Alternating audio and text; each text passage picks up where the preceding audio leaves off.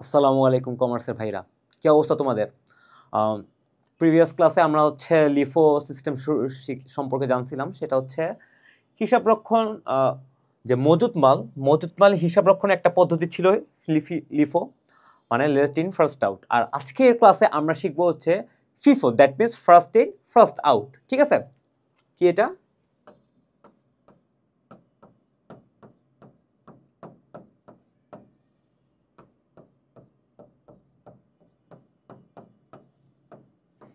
এটা হচ্ছে অনেকটা বাংলাদেশ ক্রিকেট টিমের মতো, ফার্স্ট ইন ফার্স্ট আউট। আগে যারা আগে আসে, আগে এসে আগে আগে আউট হয়ে যায়। ঠিক আছে, ওইরকম একটা সিস্টেম। অর্থাৎ আমরা হচ্ছে সর্বপ্রথমে যে পণ্যগুলো ক্রয় করব সে পণ্যগুলোকে আমরা আগে বিক্রি করব, এবং পরবর্তীতে যে পণ্যগুলো আসবে ক্রয় করব সেগুলোকে পরে ক্রয় করব। ঠিক আছে, মানে হচ্ছে যেটা আগে আসবে সেটাকে আগে সেল করব, যেটা পরে আসবে সেটাকে পরে সেল করব। এটা হচ্ছে আমাদের ফিফো সিস্টেম। আচ্ছা, আজকের ক্লাস হচ্ছে আমরা ফিফো সিস্টেম নিয়ে কথা বলবো এবং একটা ম্যাথ সলভ করার চেষ্টা করব। চলো আমরা ঝাঁপিয়ে পড়ি। আচ্ছা, দেখতে পাচ্ছ আজকে ম্যাথটা কিন্তু অনেক বড়।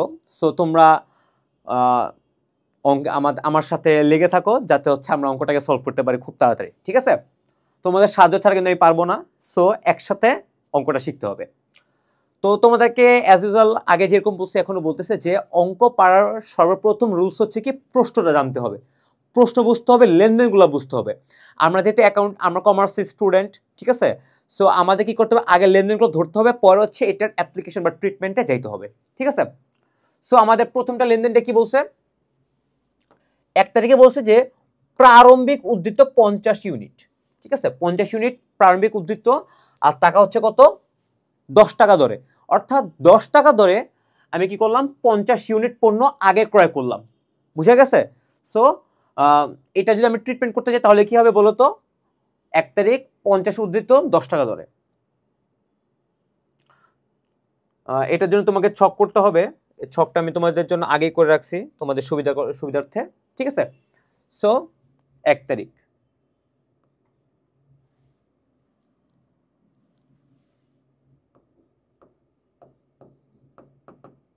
জুন 1,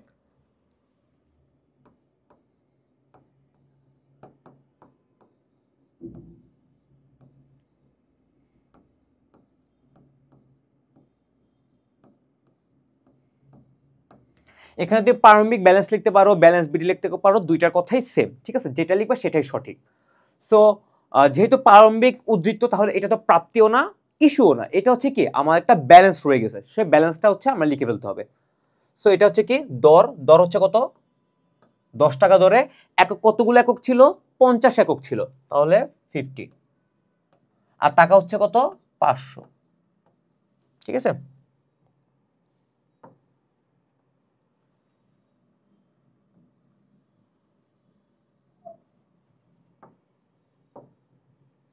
সো এটা আমরা লিখে ফেললাম। তারপরে দেখি কি বলছে,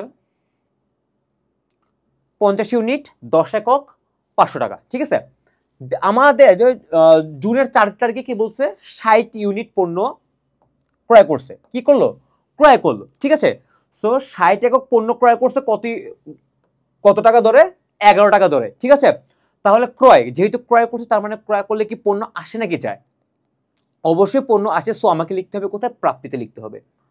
সো প্রাপ্তি এটা মানে হচ্ছে কি ক্রয়, এটা উপরে লিখে দিই।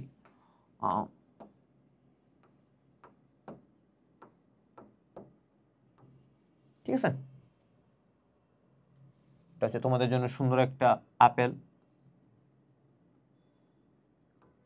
খুবই বাজে, বাট এটা তাও আপেল।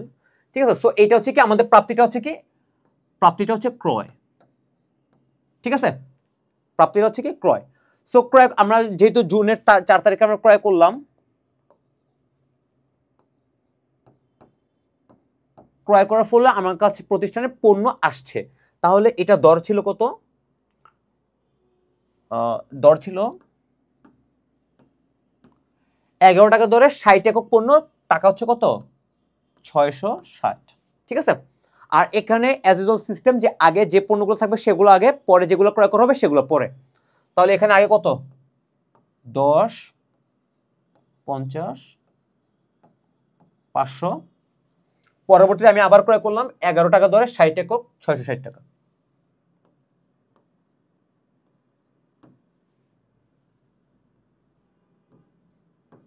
ঠিক আছে, শেষ। পরবর্তীতে লেনদেনে কি বলছে, ইস্যু 100 ইউনিট, অর্থাৎ ইস্যু মানে কি, ইস্যু মানে কি হচ্ছে চলে যাওয়া, ইস্যু মানে কি চলে যাওয়া, ঠিক আছে, কোনো কিছু প্রদান করে ফেলা। এখন আমরা কখন ইস্যু করব, আমরা ইস্যু করব হচ্ছে পণ্য যখন আমরা বিক্রি করব তখন আমার প্রতিষ্ঠান থেকে ইস্যু হয়ে যায়, মানে হচ্ছে প্রতিষ্ঠান থেকে পণ্যটা চলে যায়। ঠিক আছে, সো ইস্যু বলতে আমরা বুঝবো হচ্ছে কি, ইস্যু বলতে বুঝবো হচ্ছে বিক্রয়।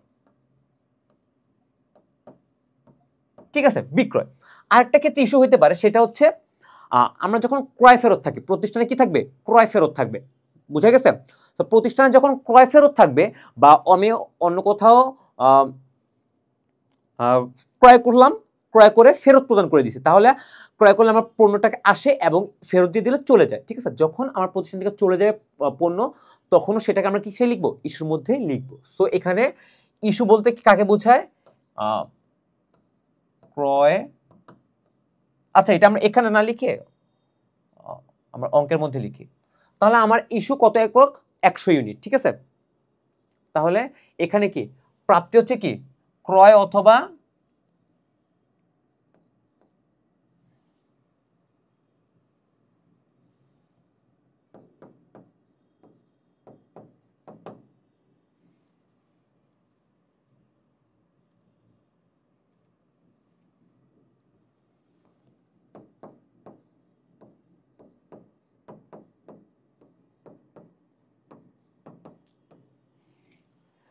প্রাপ্তি হচ্ছে কি ক্রয় অথবা বিক্রয় ফেরত, মানে বিক্রি করলে পণ্য চলে যায়, ফেরত আসলে প্রাপ্তি হয়। ঠিক আছে, আর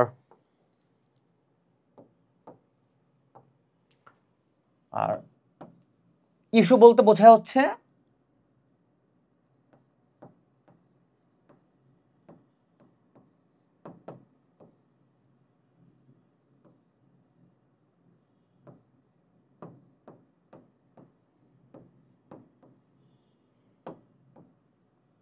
ঠিক আছে, অর্থাৎ আমরা যখন প্রাপ্তি বলবো, প্রাপ্তির মধ্যে দুইটা জিনিস আসবে, সেটা হচ্ছে ক্রয়, ক্রয় করলে পণ্য আসে, এবং হচ্ছে বিক্রয় ফেরত। দ্যাট মিনস আমরা বিক্রি করলে পণ্য চলে যায়, কোনো কারণে যদি পণ্যগুলো ফেরত আসে তখন আমরা কোথায় চলে আসবে, সেটা বিক্রয় ফেরত চলে আসবে, মানে প্রাপ্তিতে চলে আসবে।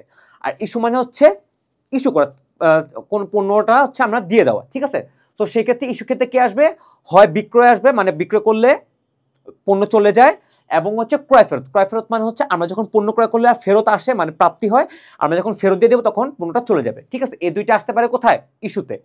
আর প্রাপ্তিতে আসবে দুইটা, ক্রয় এবং ক্রয় ফেরত। আচ্ছা, সো আমরা আবার অঙ্কের মধ্যে ফিরে যাই। আমার অঙ্কের মধ্যে ছিল কি, 100 ইউনিট পণ্য বিক্রয় ইস্যু করছিলাম।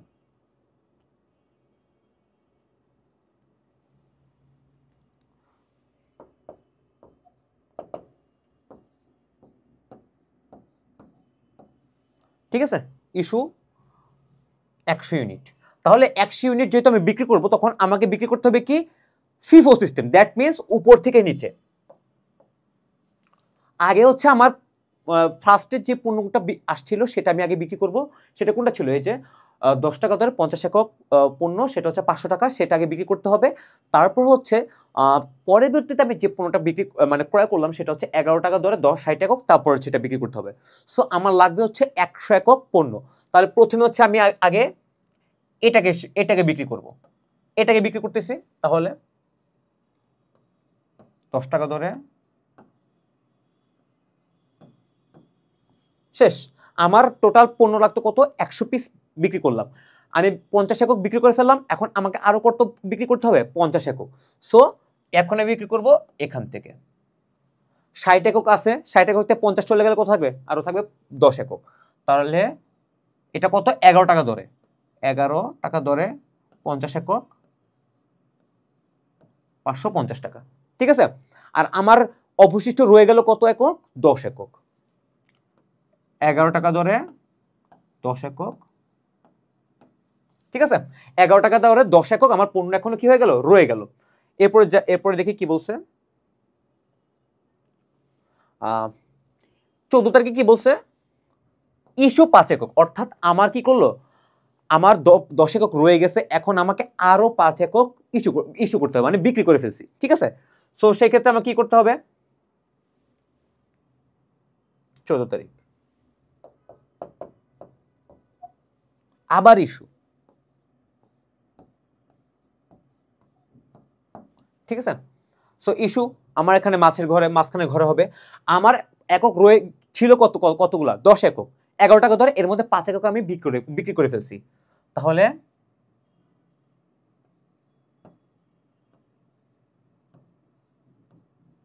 ঠিক আছে এইটা। তারপর হচ্ছে কি রয়ে যাবে কত,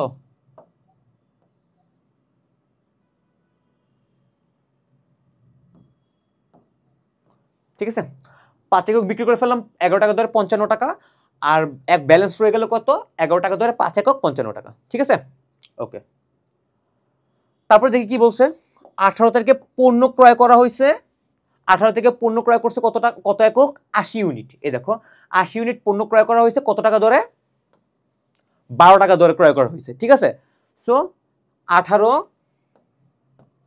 তারিখে 80 একক ক্রয় করছে 12 টাকা ধরে, ঠিক আছে।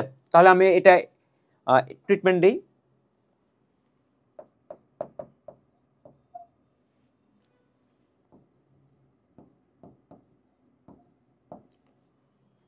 ক্রয় করলে আসে না যায়, অবশ্যই আসে। সো আমাকে এখানে কি করতে হবে, প্রাপ্তিতে এন্ট্রি করতে হবে।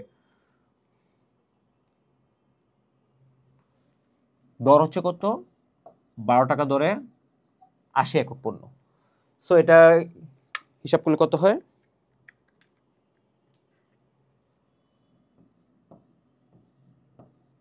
60 টাকা, ঠিক আছে। এখন এই যে আমি পণ্য ক্রয় করলাম, পণ্য ক্রয় করলে কি আমার মজুদে পণ্য বেড়ে যাবে না, অবশ্যই বেড়ে যাবে। সো আমাকে ব্যালেন্সে পণ্যটাকে বাড়াই দিতে হবে। আমার আগে রয়ে গেছিল কত, 11 একক 5 টাকা ধরে 55 টাকা, আর এখন আমার আরো অ্যাড হইল কত,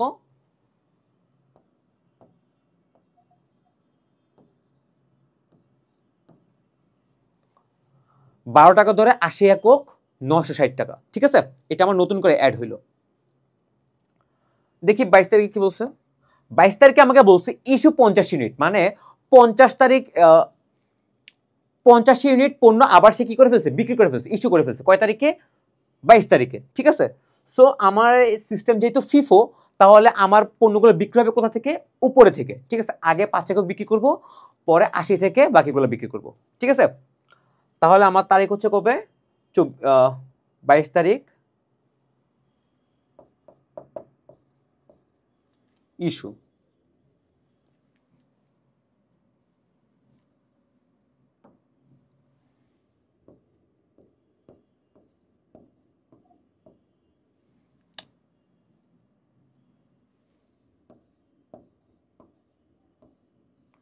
ইস্যু ইস্যু করছে কত ইউনিট, 50 ইউনিট। সো আগে আমি বিক্রি করব কোনটা, আগে বিক্রি করবো আমি 5 একক, ঠিক আছে। সো 5 একক বিক্রি করলে কত হয়,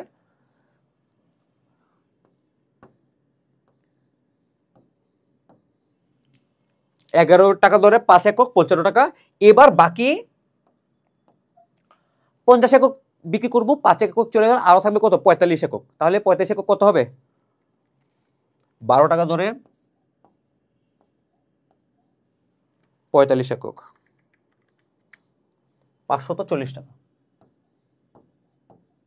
ঠিক আছে। সো বিক্রি করে ফেললাম, এখন আমার বাকি ব্যালেন্সগুলো মজুতে আমার রয়ে যাবে, গুদামে রয়ে যাবে। তাহলে 80 থেকে 45 গেলে কত থাকবে, 35 একক ইন্টু 12 টাকা ধরে, ঠিক আছে। তাহলে 420 টাকা,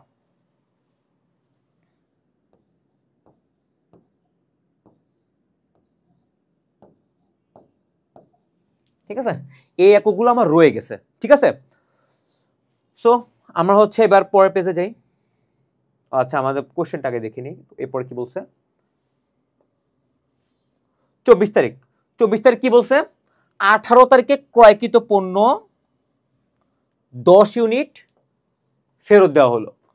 অর্থাৎ 18 তারিখ কোথায়, এই যে 18 তারিখে আমি 80 একক ক্রয় করছিলাম, এই যে লিখে রাখছি, 80 একক ক্রয় করছিলাম, এবং এই 80 একক থেকে আমি কি করছি 10 ইউনিট ফেরত দিয়ে দিছি, অর্থাৎ 10 ইউনিট কি হয়ে গেছে, চলে গেছে। তাহলে এই যে চলে যে গেল সেটা কি, এটা অবশ্যই ইস্যু, এটা অবশ্যই কি ইস্যু। আর কত টাকা ধরে, এই যে টাকা হচ্ছে 12, ঠিক আছে। তাহলে এটা হবে কত, 12 একক 10 টাকা হারে, ঠিক আছে। এটা কি হবে, ইস্যু থেকে চলে গেছে, কারণ আমি যেহেতু পণ্য ক্রয় করছিলাম এবং ফেরত দিয়েছি, দ্যাট মিনস পণ্যটা চলে গেছে আমার কাছ থেকে। সো তারিখ হচ্ছে তারিখ কত, 24, কি হয়েছে, ক্রয় ফেরত, অ্যাকশনটা হচ্ছে কি,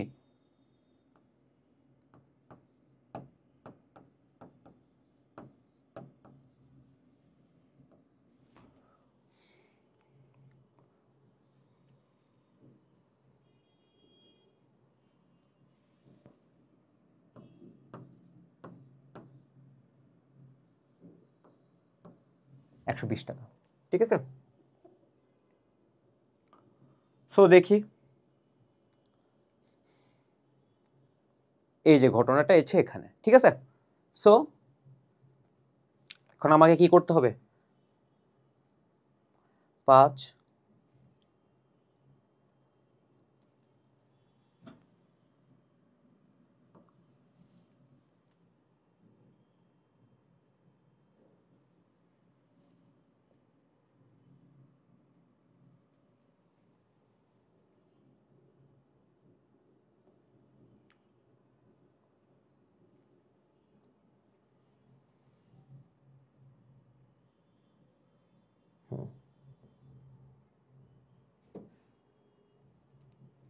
আমার এখানে রয়ে গেছিল কত, দেখো 12 একক পণ্য রয়ে গেছিল না, 12 টাকা ধরে 35 একক পণ্য। সো এখন আমাকে কি করতে হবে, সেটাই অন্তর্ভুক্ত করতে হবে। আগে ছিল 35, চলে গেছে 10, রয়ে গেছে কত, 25 একক।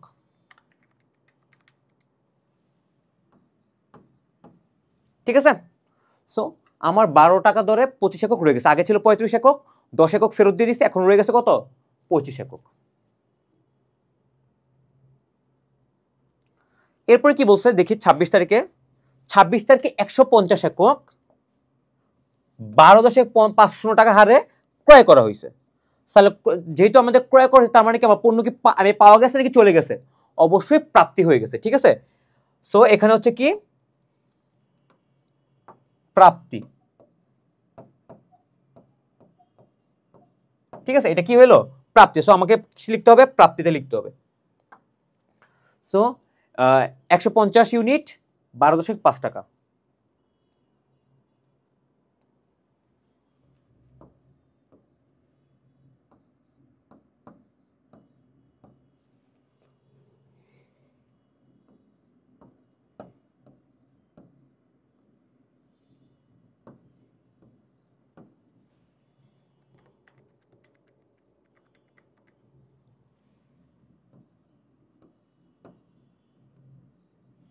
ঠিক আছে। সো এটা আবার মজুদে অ্যাড হয়ে যাবে।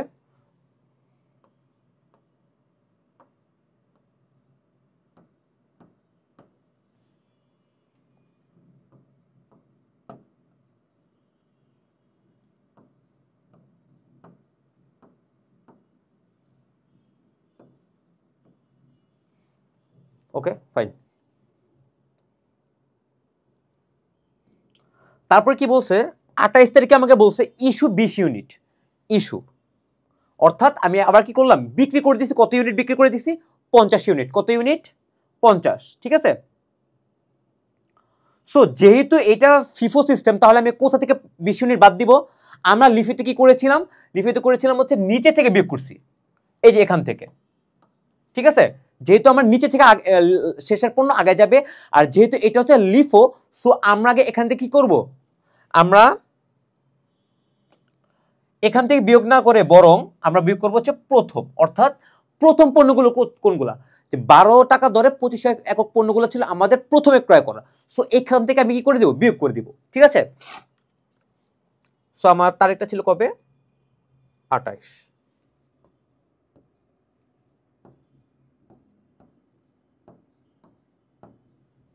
আসি, ইস্যু করছিলাম কত একক, 20 একক। কত একক, 20, তাহলে কত টাকা ধরে, 12 টাকা ধরে 25 একক, তাই না।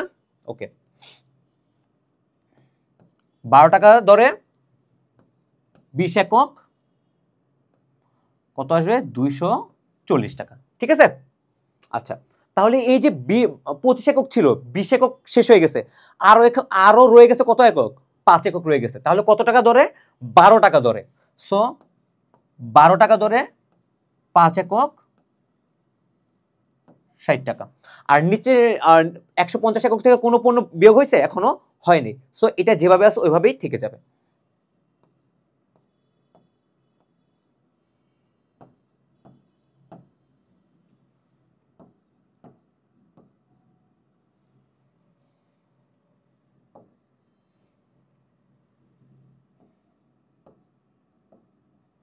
ঠিক আছে, ওকে। তারপরে দেখি কি বলছে। আমাকে এবার বলছে 30 তারিখে বলছে কি ঘাটতি একক 25 ইউনিট। ঘাটতি একক কয় ইউনিট? 25 ইউনিট। ওই যে আমরা কি বলছিলাম এর আগের ক্লাসে, ঘাটতি একক বলতে বোঝায় হচ্ছে কি আমার টোটাল যে পণ্যগুলো আছে সব পণ্যগুলো আমি কি করতে পারি না? সেল করতে পারি না, কারণ কিছু পণ্য আমাদের ডিফেক্ট থেকে যায়, নষ্ট হয়ে যায়। ঠিক আছে, ওই এককগুলোকে বলা হবে কি ঘাটতি একক। এখানে ঘাটতি একক কত? 25 একক। ঠিক আছে, সো এটাকে আমরা এন্ট্রি করি। তাহলে 30 তারিখে কি বলছে?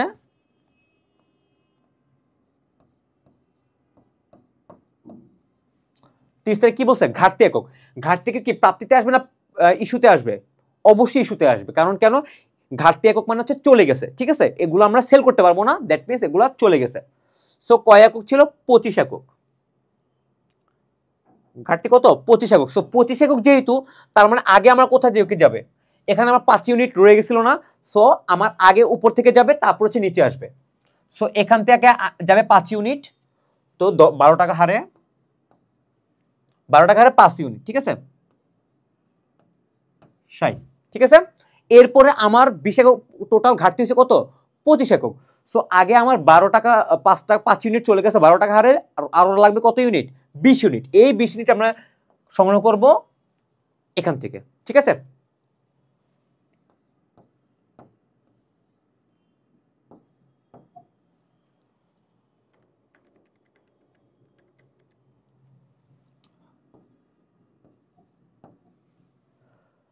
ঠিক আছে। তাহলে আমার 150 থেকে 20 ইউনিট চলে গেছে, এখনো রয়ে গেছে কত? 130 ইউনিট।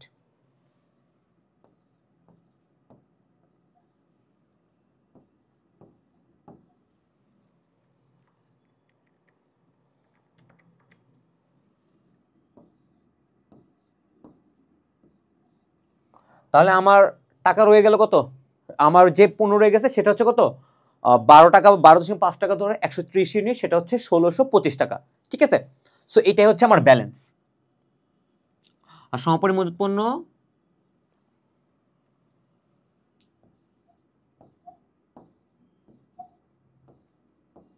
ঠিক আছে, তাহলে ব্যালেন্স কত রয়ে গেল? 1625 টাকা। সো তোমরা একটা স্ক্রিনশট নিয়ে নাও।